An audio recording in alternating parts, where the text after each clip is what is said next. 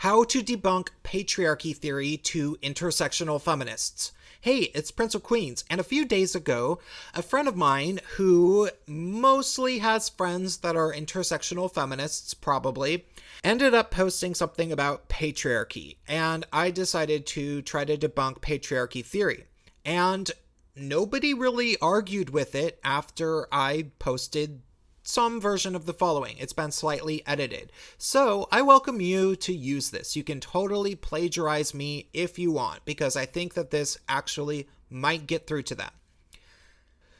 Patriarchal societies didn't create gender roles, but instead are a result of gender roles. Gender roles are a direct result of biology and human evolution, where for 99% of human history, there was essentially zero technology, women frequently died in childbirth, and men needed to expend massive efforts towards feeding and protecting the women and children of their tribes.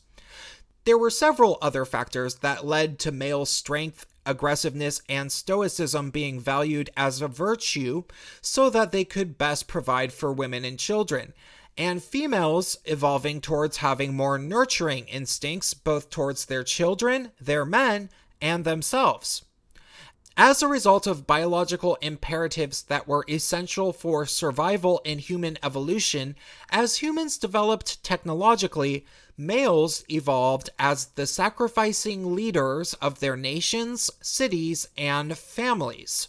Rich and powerful men actually work obscenely hard, competing with other rich and powerful men who are more merciless than anyone can imagine. Thus, we eventually ran into a massive imbalance of men who don't really take care of themselves, can't be bothered to get a nice haircut every 2 weeks or put on matching socks, let alone shave every morning, and women who are married to them that have to actively pause and say, "Hey, we're taking the kids to the mountains before school starts. No excuses. You'll find time." However, as time goes on and technology has evolved to the point where 24-hour housewives and coal mining husbands are largely a relic of last century, gender roles have gotten more and more confusing. And as women start to work more and more commonly in the same positions as men, there's a lot more confusion about why the hell do the men/women in my life act this way? This gender role confusion is natural and best described as some sort of evolutionary growing pains. Now, many feminists get things right when they talk about gender roles being restrictive and outdated, but they tend to go south when they start trying to isolate the source of this confusion. Patriarchy theory is easily the most prominent bad idea, used to explain the confusion we face in the current year between the sexes/genders.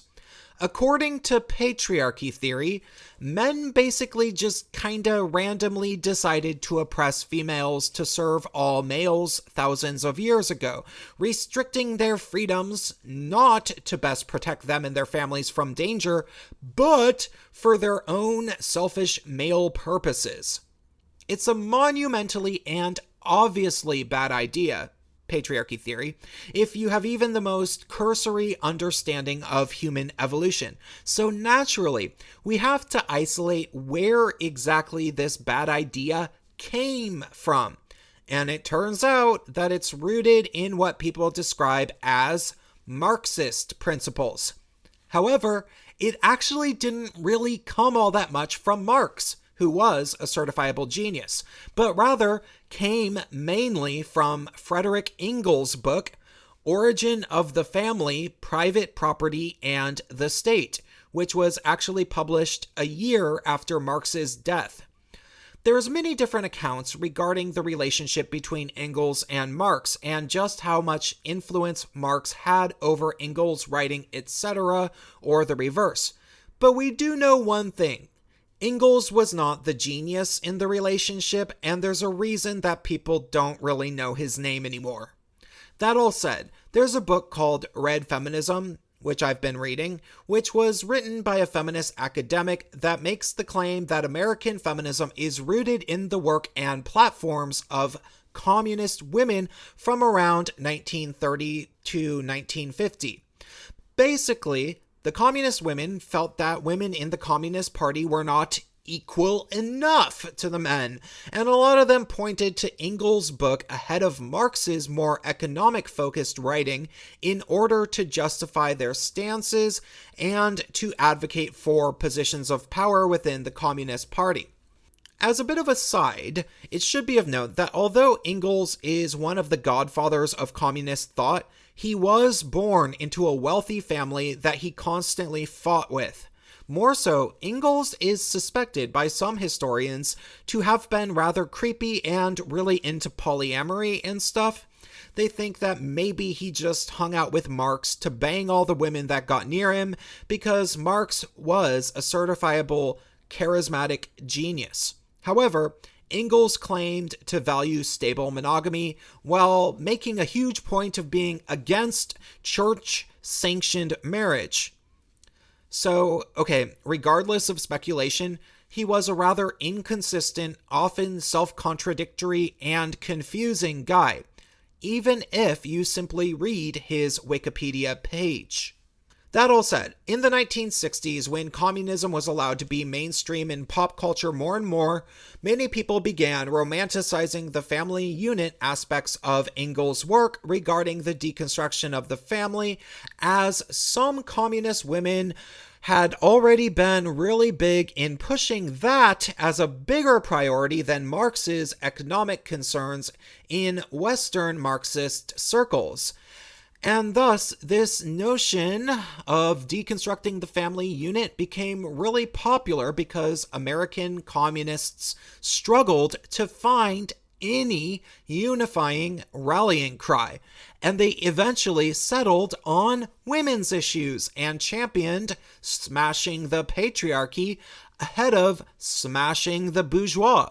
So basically, long story short, patriarchy theory was pretty much coined by some dead, coattail-riding white dude that very few people really care about anymore or remember the name of. And the theory doesn't actually really make any sense, but people care about it because communist women used it for organizing purposes close to 100 years ago and never really shut up about it. So please, let's put it to rest, shall we?